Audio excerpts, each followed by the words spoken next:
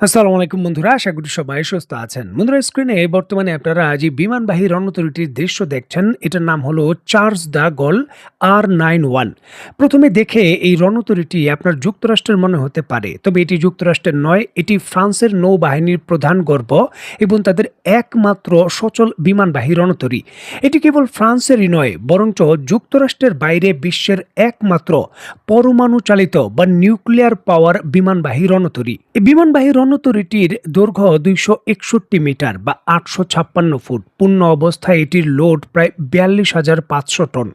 পারমাণবিক শক্তিতে এটি ঘন্টায় 27 নট বা 50 কিলোমিটার গতিবেগে ছুটতে পারে এবং একটানা কোনো রিফুয়েলিং না করে 10 থেকে 12 বছর সে মিশন পরিচালনা করতে সক্ষম। এই রণতরীটি ক্যাটোবার বা catapult assisted take off but assisted recovery প্রযুক্তি ব্যবহার করে, অর্থাৎ মার্কিন রণতরীগুলোর মতো এটি বাষ্পচালিত ক্যাপিটাল ব্যবহার করে বিমান উড্ডয়ন করায়। আর এর ফলে ভারী অস্ত্র এবং বেশি জ্বালানি বিমানগুলোও সহজে উঠতে পারে। আন্তর্জাতিক সংবাদ মাধ্যমগুলো যেমনটা নিশ্চিত করছে, যুক্তরাষ্ট্রের বিমানবাহী রণতরীর তুলনায় অনেকটা ছোট হলেও ফ্রান্সের এই রণতরীতে অন্তত প্রায় 40টি রাফায়েল যুদ্ধ বিমান থাকতে পারে। এছাড়াও অত্যন্ত গুরুত্বপূর্ণ নজরদারির যে ইডব্লিউ বিমান রয়েছে, সেটাও খুব সহজেই এই বিমানবাহী রণতরী থেকে অভিযান পরিচালনা করা যায়। প্রশ্ন উঠতে পারে যে আজকের ভিডিওতে গুরুত্বপূর্ণভাবে ফ্রান্সের বিমানবাহী রণতরী কেন আলোচনায় আসছে। এর কারণ হলো, ফ্রান্স রিসেন্টলি নিশ্চিত করেছে তারা তাদের বহরে থাকা একমাত্র পারমাণবিক চালিত যে বিমানবাহী রণতরী রয়েছে, সেটা মধ্যপ্রাচ্যের ইরানের ক্রাইসিসকে কেন্দ্র করে তারা প্রেরণ করেছে। ফ্রান্সের পক্ষ থেকে যেমনটা নিশ্চিত করা হয়েছে, পুরোপুরিভাবে মিশন পরিচালনা করার জন্য সুসজ্জিত এই বিমানবাহী রণতরীটি বর্তমানে ইয়েমেনের উপকূলের কাছাকাছি যে এডেন সাগর রয়েছে সেখানে অবস্থান করছে এবং যে কোনো মুহূর্তে নির্দেশনা অনুযায়ী এটি হরমুজ প্রণালীর আশেপাশে জাহাজ চলাচল উন্মুক্ত করার জন্য এবং নিরাপত্তার বিষয়ে যোগদান করতে পারে।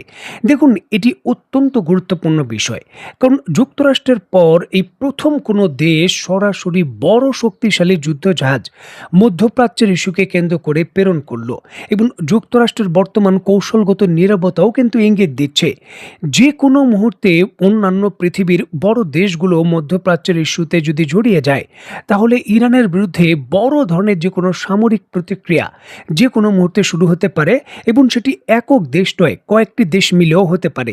এখন ফ্রান্স যখন হরমুজ প্রণালী বা পরোক্ষভাবে ইরানের জন্যই এই বিশাল বিমানবাহী রণতরী পাঠিয়েছে, ইরান তার প্রতিক্রিয়া দেখাবে, এটা স্বাভাবিক বিষয় ছিল।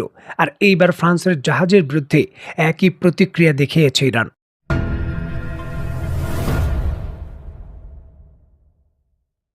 রাতের দিকে ইরান এর শক্তিশালী প্রতিক্রিয়ার অংশ হিসাবে ফ্রান্সের শিপিং জায়ান্ট সিজিএম এর মালিকানাধীন সিজিএম যে সান আন্তিও নামক যে কন্টেইনার জাহাজ রয়েছে হরমুজ প্রণালীতে পার হতে চেষ্টা করছিল, সেখানে হামলা করেছে। জাহাজটি দুবাইয়ের নিকটবর্তী এলাকা দিয়ে যাওয়ার সময় এই ঘটনা ঘটে।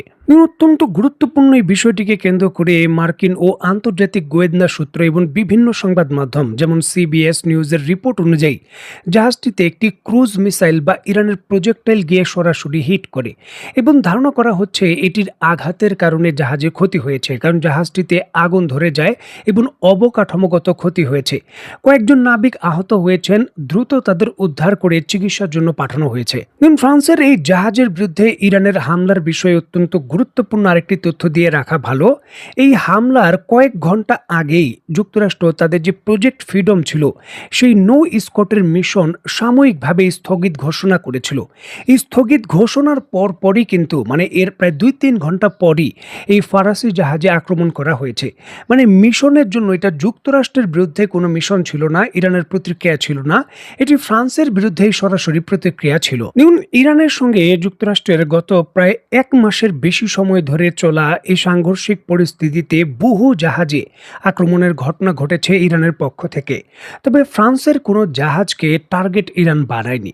তবে যখনই ফ্রান্স তার বিমানবাহী রণতরীর প্রেরণের ঘোষণা দিয়েছে এবং সেটি এডেন সাগরের উপকূলে পৌঁছেছে, ঠিক এর একদিন পরই এই ঘটনা ঘটল। যার জন্যই কিন্তু এই বিষয়গুলোকে অনেকেই অনেক দিকে কালেকশন করে মিলিয়ে দেখছেন। যাই হোক, এই ফ্রান্সের জাহাজের বিরুদ্ধে হামলার প্রতিক্রিয়া হিসেবে ফ্রান্সের পক্ষ থেকে বলা হয়েছে যে তারা কোনো ইরানের বিরুদ্ধে যুদ্ধ চায় না, তবে তাদের বিমানবাহী রণতরী যেটা প্রেরণ করা হয়েছে আন্তর্জাতিক জলসীমা উন্মুক্ত রাখার ক্ষেত্রে যে বহুজাতিক বাহিনী রয়েছে তার নেতৃত্ব দেবে। সেই বহুজাতিক বাহিনীর নেতৃত্ব প্রদান করবে ফ্রান্স এবং তারা আন্তর্জাতিক জলসীমাকে উন্মুক্ত করবে। এটি আত্মরক্ষামূলক পদক্ষেপ, কোনো আক্রমণাত্মক পদক্ষেপ নয়। এখন ইরান বলছে যে হরমুজ প্রণালী তাদের কন্ট্রোলে, সেটা তারা ওপেন করবে না। ফ্রান্স বলছে সেটা তাদের আত্মরক্ষামূলক ব্যাপার, তারা তাদের নিজেদের জাহাজ নিরাপত্তার জন্য থাকবে। এখন এই ইরানের বাধা উপেক্ষা করে যদি ফ্রান্সের জাহাজগুলো ব্লক পার করতে চায়, ইরান যখন হামলা করে বা এই যে হামলা হলে এরকম আরও হামলা করে, তখন যুক্তরাষ্ট্রের বিমানবাহী রণতরী আসলে কি করবে, সেই বিষয়গুলো নিয়েও কিন্তু পরিষ্কারভাবে স্টেটমেন্ট ইউরোপীয় ইউনিয়ন বা ফ্রান্সের পক্ষ থেকে দেওয়া হচ্ছে না। যেটি হলো জটিল সমীকরণের মধ্যে এই বিষয়গুলোকে যুক্তরাষ্ট্রকে অ্যাডভান্টেজ দিচ্ছে কিনা সেই বিষয়গুলোকেও ইঙ্গিত করে।